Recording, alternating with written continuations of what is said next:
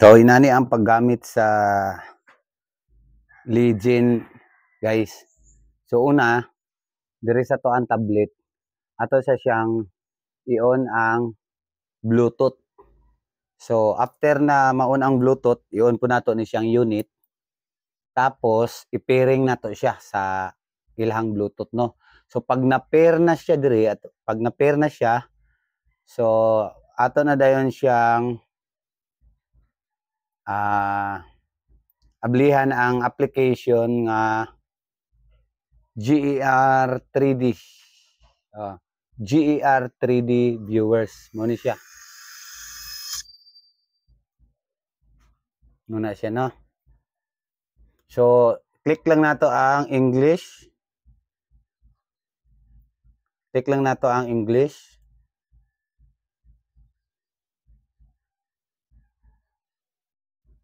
Na English.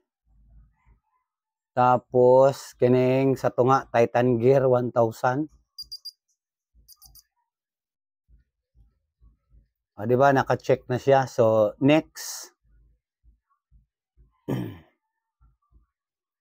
Pag-uman, 5, number of line, 5.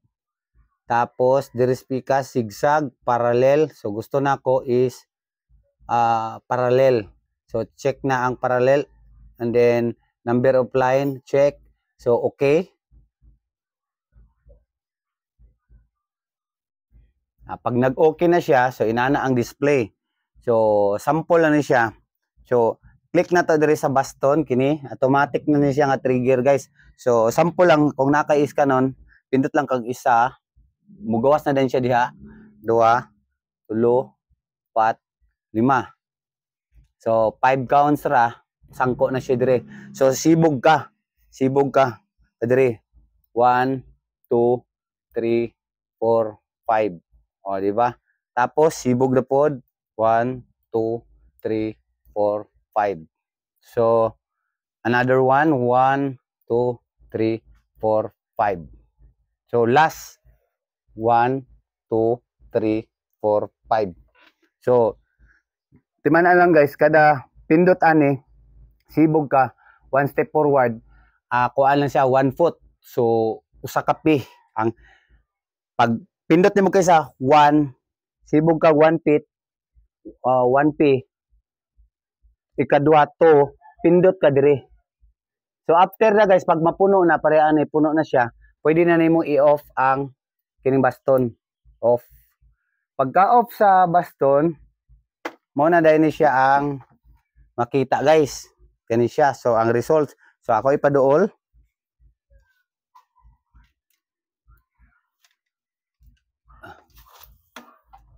So, muna din ni siya ang inani din ang mo results sa 3D, no? Sa imuhang scan result. So, pag humani mo og scan, pinduton nimo ning 3D. Ana, 3D. Para inigbali, baliktad nimo siya sa kuan, ibaliktaron nimo. O ang nakuha sa ate balik siya. Ang nakuha nga red object is ang metal na siya, red object. So kung ato siyang balihon guys, wala siya ay frequency signal dire ang red. Dapat pareha siya ani na frequency signal sa cavity or sa water. Ang red is wala siya ay signal, wala signal. So buot ipasabot kining red object is surface lang nakuha. So sa ibabaw lang diri sa simento. Kining metal diri sa kuang lamisa, metal diri sa kuang bangko. So mo lang na siya may nakita, no, kay sa surface lang na siya. So makita sa nimo ang metal object is 233.38 o 228, so meaning gamay, a small piece nya mabaw siya, as in mabaw. Kay kung treasure pa na siya gay pagbali, ang yang frequency signal sama ani patalinis nga color pula. So wala man siya, so nara siya sa surface. So kana siya guys is dili na siya treasure.